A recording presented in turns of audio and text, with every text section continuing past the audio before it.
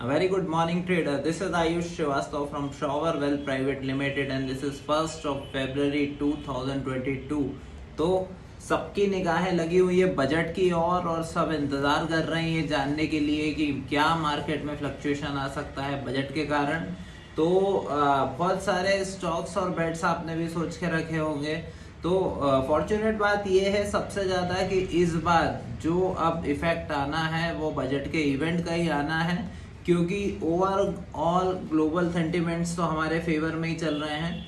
अगर हम निफ्टी की बात करें तो निफ्टी हमारा जो आज का ओपन हुआ है वो 17,524 पे हुआ है और जो कल का क्लोजिंग रही थी वो 17,361 की रही थी और जो डे हाई रहा आज का वो 17,563 का रहा। पर मैं आपको बता दूं कि बैंक निफ्टी ने आज ओवरऑल 800-900 पॉइंट का मूवमेंट एक ले चुका है। ये पूरे 1000 पॉइंट की बेट थी आज सुबह से।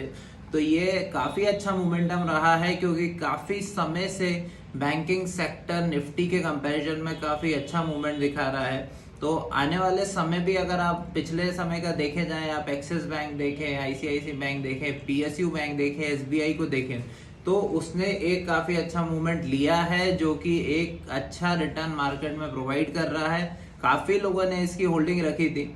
अब इसके अलावा बात करें कि क्या ऐसा मार्केट में चल रहा है जिसके कारण मार्केट में वॉलेटिलिटी बनी हुई है, तो कुछ टॉपिक पे डिस्कशन करते हैं। फिर आखिरी में ज़रूर हम बात करने वाले हैं कि क्या आपके स्टॉक पिक रह सकते हैं बजट के, तो वीडियो में बने रहिए।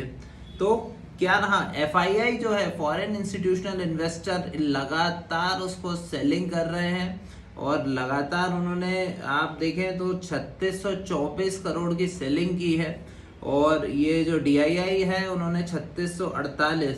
तो ये जो टग ऑफ वॉर इनकी चल रही है इसमें देखा जा रहा है कि ये ऑलमोस्ट बराबरी में ही है, जितनी सेलिंग हो रही है उतनी बाइंग हो रही है, जिसके कारण मार्केट में बायर और सेलर्स का कंटिन्यूस प्रेशर है। पर क्योंकि डोमेस्टिक इन्वेस्टर की बाइंग ज़्यादा हो गई है तो मार्केट आज उसने पॉजिटिव रिएक्ट किया है और हमें अंदाजा है, जो हमने पिछले बजट वाले वीडियो में बात की थी कि काफ़ी सारे सेक्टर और सेंटिमेंट पॉजिटिव होने वाले हैं। तो यूएस डॉलर के मुकाबले भी हमारा रुपया मजबूत होता जा रहा है, जो कि अभी आ गया है 74 रुपीज़ 480 पैसे पे आ गया है और कंटिन्यूस जो है वो गोल्ड पे फॉल की ओर आ रहा है। तो हमारी बहुत पुराने लेवल्स उसमें टच हो रहे हैं। तो ये जो है अपनी इंडियन इकोनॉमी के हिसाब से और इन्फ्लेशन के हिसाब से काफ़ी फेवर में बात चल रही है।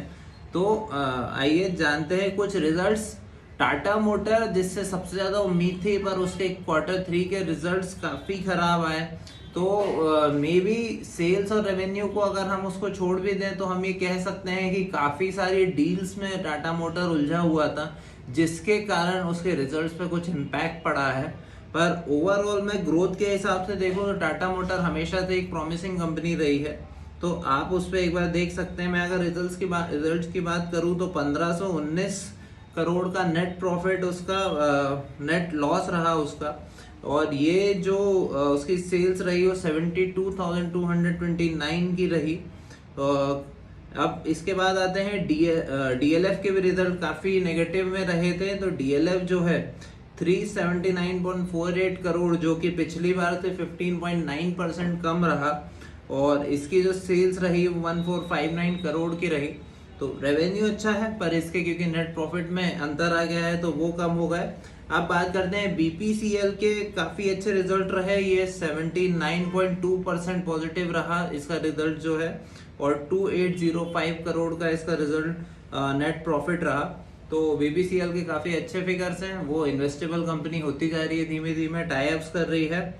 अब जैसे दिल्ली में सिनेमा रीओपनिंग हो रही है तो आप उसमें पीवीआर जैसे स्टॉक्स और जो भी एंटरटेनमेंट रिलेटेड जो स्टॉक्स हैं उनको आप पिक कर सकते हैं।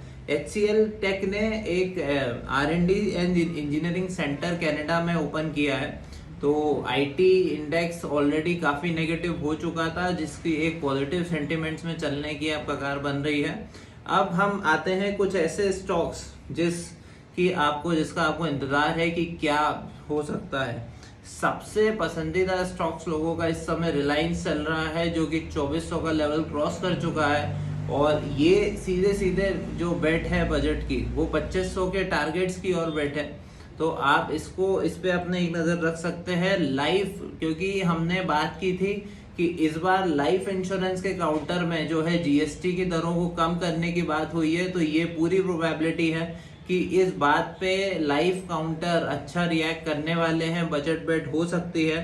तो वो भले ही एचडीएफसी लाइफ हो, एसबीआई लाइफ हो, तो ये लाइफ वाले स्टॉक्स में आप अपनी नजर रख सकते हैं, इसमें बाइंग बना सकते हैं। टाटा कॉफी काफी अच्छा मूवमेंट कर रहा है, तो एक आप उस पे रख सकते हैं। दूसरा एलएनटी या कोई भी इंफ्रास्ट्रक्चर से रिलेटेड जो भी सेगमेंट है, उनके काफी पॉजिटिव मूवमेंट हो रहे हैं, क्योंकि ग्रोथ को लेके काफी बातें हो रही है।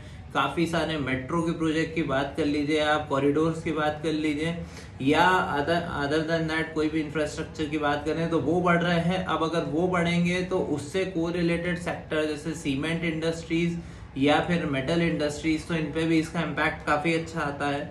तो आप इंफ्रास्ट्रक्चर के उस पर रख सकते हैं। इसके अलावा सबसे ज्यादा नीचे जाने वाला काउंटर एचडीएफसी, लगातार उसको शॉर्ट किया जा रहा था, नीचे जा रहा था, पर अब उसने एक जोन ब्रेकआउट किया है। तो अगर आप चार्ट बेसिस पे बोलेंगे तो वो एक अपना डब्ल्यू पैटर्न कंप्लीट करने वाला है, और एक लगातार जो डाउन ट्रेंड का जोन था वो अब उसे क्रॉस कर रहा है। तो इस बार बजट पे आप एचडीएफसी की बेट्स आप रख सकते हैं। तो ये कुछ स्टॉक्स हैं, मैंने आपको सेक्टर डिस्कस किए, हमने पहले भी बात की थी, काफी सारे जो हमें बजट में बेनिफिट मिलने वाला है, तो आप इस पे जरूर नजर रखिए। एचडीएफसी एक हाउसिंग डेवलपमेंट फाइनेंस, हाउसिंग वाला सेक्टर है, हाउसिंग लोन वाला।